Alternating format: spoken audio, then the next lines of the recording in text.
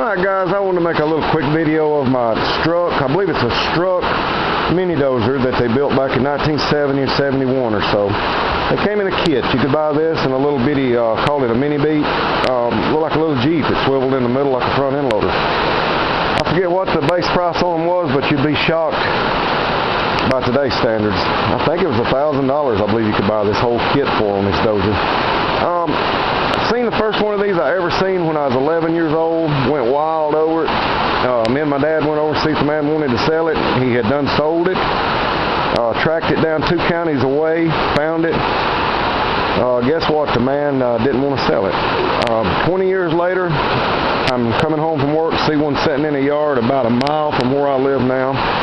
Went home, told my father about it. Now this still, I was a grown man at that time. Went home, told my daddy about it like I was 3 years old. He went over there the next day and traded for it because Daddy was a good trader. He traded cars, he done lawnmower work, stuff like that.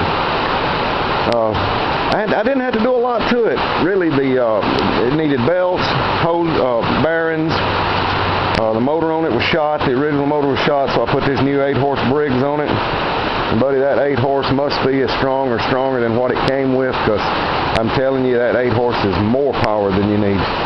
Too much power. Breaks, it causes the tracks to break. You know, if you get it in a bind a certain way, get a big rock in between the track and the wheel, and it'll break a track every time.